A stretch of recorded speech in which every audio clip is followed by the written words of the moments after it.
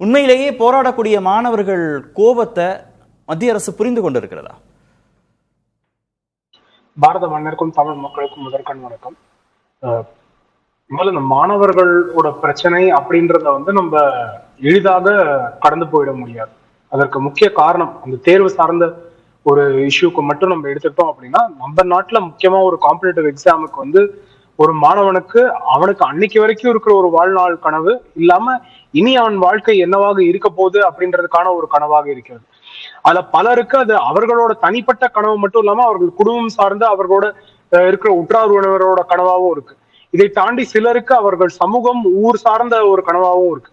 அப்படின்ற அந்த ஒரு காம்படிட்டிவ் எக்ஸாமுக்கு அந்த அளவுக்கு ஒரு முக்கியத்துவம் இருக்கு அப்படின்ற அந்த புரிதல் எல்லா நிலையிலுமே இருக்க வேண்டிய அவசியம் இருக்கிறது. அது பாஜக அரசாக இருந்தாலும் சரி, இல்ல தனிநபர்களாக இருந்தாலும் சரி, அந்த மாதிரி ஒரு ஒரு எமோஷனோட சேர்ந்துதான் அந்த தேர்வு சார்ந்த மாணவர்கள் அவர்கள் எல்லாரையுமே அணுக வேண்டிய தேவை இருக்கிறது. முதல்ல இரண்டாவது விஷயம், அப்படி அந்த மாதிரி ஒரு தேர்வுல ஒரு தவறு நடந்து விட்டது அப்படின்னா அதற்கான லாஜிக்கல் கான்சிக்வன்ஸ் என்ன, அடுத்தது என்ன செய்ய வேண்டும் அப்படின்ற அந்த பார்வை. இங்கு இந்த அரசு என்ன செய்திருக்கிற விஷயங்கள் சரியாக இருக்கிறதா இல்லையா அப்படின்ற கேள்வி, அவர்கள் செய்தது இதுக்கு மேலேயும் செய்திருக்கலாமா, இல்ல இதற்கு மேல செய்ய முடியாதா இல்லையா அப்படின்றதுக்கான பார்வை. ஒரு தேர்வு அப்படின்றது அந்த தேர்வோட பேப்பர்ஸ் லீக் ஆயிடுச்சு. அப்போ அந்த தேர்வுக்கு நியாயமாக படித்தவர்கள், சரியாக படித்தவர்கள், நாங்க நன்றாக மதிப்பெண் எடுக்க வேண்டும் அப்படின்ற அந்த பார்வை இருந்தவர்களுக்கு அந்த தேர்வு சாதகமாக நடக்க வேண்டும் அப்படின்னா தேர்வு லீக் ஆனதுக்கு அப்புறம் லாஜிக்கலான பொசிஷன் அந்த தேர்வை ரத்து செய்து விட்டு அடுத்த ஒரு தேர்வை நடத்துவது. அதுல அந்த மாணவர்களுக்கு இருக்கிறதுலே மிக குறைவான சுமையாக என்ன இருக்கும் அப்படின்னு பார்த்து அதிவேகமாக அதை நடத்தணும். அப்போ நடத்தும் போது திரும்பி ஏற்கனவே நடந்த தவறுகள் இல்லாம இந்த முறையாக சரியாக நடத்த வேண்டும் அப்படின்ற அந்த பார்வை. அப்போ டாக்டர் கே ராதாகிருஷ்ணன் அவர்களோட தலைமையில ஒரு கமிட்டி அமைந்திருக்கு. அவர்களோட சூப்பர்விஷன்ல ஒரு 101 சஜஷன்ஸ் கொடுக்கப்பட்டு அதற்கப்புறம் என்டிஏ திரும்பி ரீஆர்கனைஸ் பண்ணி அந்த தேர்வு நடத்தப்படுகிறது. அது வேகமாக அந்த தேர்வு நடந்து அதை மாணவர்கள் எழுதி இன்று பல மாநிலங்கள்ல நம்ம தமிழகம் உட்பட்டு மாணவர்கள் நல்ல மதிப்பெண்கள் பெற்று அதை அவர்கள் பெருமையாக பார்த்து கொண்டிருக்கிறார்கள். அது முதல் ஸ்டெப். இதற்கு அடுத்தது தவறு நடந்தது அப்படின்னா அதற்கான தவறுக்கு யாரெல்லாம் காரணமோ அவர்களால் தண்டிக்கப்பட வேண்டும் அப்படின்ற அந்த பார்வை. சிபிஐ என்கொயரி உடனே இந்தியாலே ஹையஸ்ட் ரெஸ்பெக்ட் இருக்கிற இன்னைக்கு ஒரு லா என்ஃபோர்ஸ்மெண்ட் ஏஜென்சியாக நம்ம சிபிஐ எடுத்துக்கலாம். அப்ப சிபிஐ அப்படின்றப்போ சிபிஐ நார்மலா ஒபேக்கா இருக்கும் அதோட entire enquiry process, investigation process. ஆனா இந்த முறை டிரான்ஸ்பரண்டாக அவர்கள் உடனடியாக என்னென்ன நடவடிக்கை எடுத்திருக்கிறார்கள், எத்தனை பேர் அரெஸ்ட் பண்ணப்பட்டிருக்காங்க, அவங்க அரெஸ்ட் எல்லாம் அவங்க பெயிலோ ஏபியோ கேட்டிருந்தா மேஜிஸ்ட்ரேட் கோர்ட்ல இருந்து உச்சநீதிமன்றம் வரைக்கும் அவர்களோட பெயில்ஸ் ரிக்வெஸ்ட், ஆன்டிசிபேட்டரி பெயிலோட ரிக்வெஸ்ட் எல்லாமே நிராகரிக்கப்பட்டிருக்கு. அதற்கு ஸ்ட்ராங்கான அப்ஜெக்ஷன்ஸ் கவர்மெண்ட் இருந்து வந்திருக்கு. இது இல்லாம அந்த டெஸ்டிங் ஏஜென்சி மீது பிரச்சனை இருக்கு. அப்ப அந்த டெஸ்டிங் ஏஜென்சியில என்ன பண்ணணும், அந்த டெஸ்டிங் ஏஜென்சியோட தலைமை அலுவலர் மாற்றப்பட்டிருக்கிறார். அது இல்லாம 47 பேர் மீது தனியாக என்கொயரி நடக்கப்பட்டிருக்கு. 11 பேர் சஸ்பென்ஷன் இருக்காங்க, 58 பேருக்கு அந்த பொசிஷன். இது இல்லாம என்டிஏட ஓவர் ஆலுக்கான தேவை இருக்கு அப்படின்னு அதற்கான ரெக்கமெண்டேஷனும் செய்யப்பட்டிருக்கிறது. இது இல்லாம இந்த தேர்வுகள்லாம் நடக்கும்போது அமைச்சர் தர்மேந்திர பிரதான் ராஜினாமா செய்யலன்னு கேக்குறாங்க. ஏன் அமைச்சர் தர்மேந்திர பிரதான் இந்த தேர்வு அடுத்த முறை மாணவர்கள் எடுக்கும் போது இந்த மாதிரி ஒரு பிரச்சனை வரக்கூடாது, லீக் இருக்கக்கூடாது அப்படின்றதுக்காக கம்ப்யூட்டர் பேஸ்ட் டெஸ்டிங்கா அது கொண்டு வரப்பட்டிருக்கு. சோ 2027ல இருந்து அது கம்ப்யூட்டர் பேஸ்ட் டெஸ்டா இருக்க போது அதுல லீக்ஸ் இருக்கக்கூடாது. அது என்னவா இருக்கணும் அப்படின்றது. ராமசாமி கேக்குதா?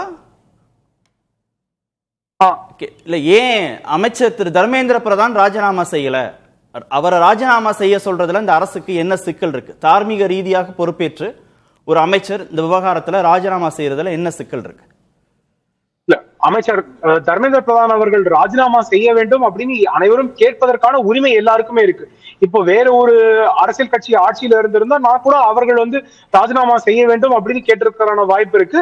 இல்ல இவரே ராஜினாமா செய்ய வேண்டும் அப்படின்னு கேட்கறதுக்கான முதல் ஸ்டெப்பா கூட இருந்திருக்கும். ஆனா எங்க தர்மேந்திர பிரதானுக்கு அந்த ஒரு மாற்றம் விடுகிறது அப்படின்னா, ஃபர்ஸ்ட் லீக் ஆன உடனே ஒரு கமிட்டி, அதுக்கு பொறுப்பான ஒரு நபர் டாக்டர் கே ராதாகிருஷ்ணன் அவர்கள் தலைமையில அந்த கமிட்டி, அதுக்கப்புறம் உடனடியாக ஸ்விஃப்டா ஒரு டெஸ்ட், அதுக்கப்புறம் எஃப்ஐஆர், என்டிஏ மீது இருக்கிற ஆக்ஷன், அவர் கூட இருந்த மற்ற ஆபீசர்ஸ் ஸ்லோவா ஆக்ட் பண்ணதுக்கான அவங்க மீது இருக்க நடவடிக்கை, இது எல்லாமே உடனடியாக நடைபெற்று இருக்கிறது.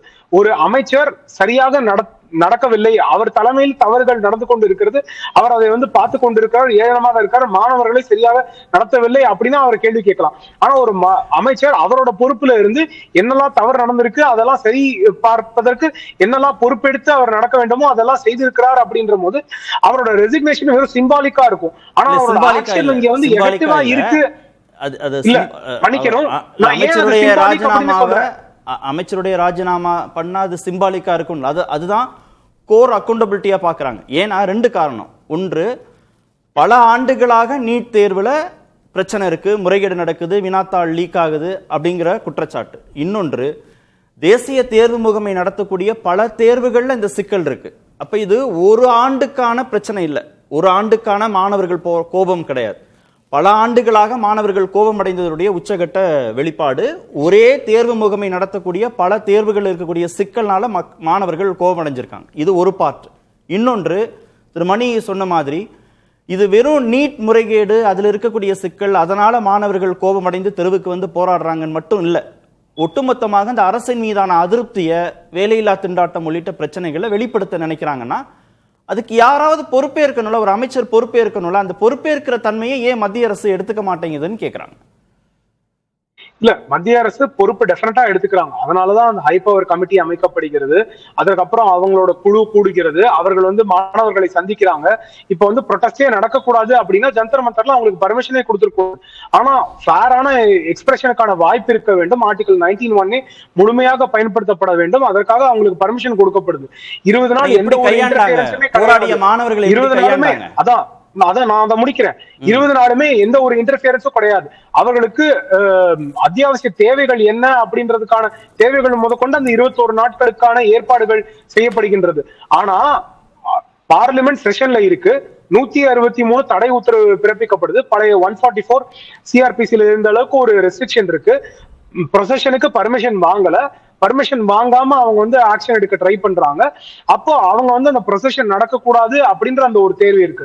சரி, அப்படி ப்ரொசஷன் நடத்தணும் அப்படின்னா அந்த ப்ரொசஷனை வந்து எந்த அளவுக்கு, இப்ப சத்தியாகிரகம் அப்படின்னு காந்தியர்கள் அடிப்படையில, காந்தியடிகளோட அடிப்படையிலயோ இல்ல அண்ணா ஹசாரே நடத்திய முறை மாதிரியோ இருக்கு அப்படின்னா அது எந்த அளவுக்கு ஆர்கனைஸ்டா, எந்த அளவுக்கு டிசிப்ளின்டா, எந்த அளவுக்கு சரியாக நடக்கிறது அப்படின்ற அந்த பார்வை. அப்ப இங்க ஒரு சரியாக நடக்கவில்லை அப்படின்றதுக்கு இல்ல சார், ஒரு மாதம் அப்படிதான் நடத்தினாங்க. அவங்களுக்கு தேவையான உணவுகள், அவங்களுக்கு தேவையான உணவுகளை அவங்களே வாங்கிக்கிறாங்க. அந்த ப்ரொசஷனும் யாருனே தெரியாது, அந்த ப்ரொசஷனும் முகமரியாதவர்கள் அந்த ப்ரொசஷனுமே அமைதியான முறையில எந்த ஒரு சேதமும் இல்லாம காவல்துறையினர் அது வந்து ப்ரொசஷன் நடக்க போகுது அப்படின்னு தெரியும். அதனால அந்த ரோட்ஸ் வந்து கிளியர் பண்ணப்பட்டது.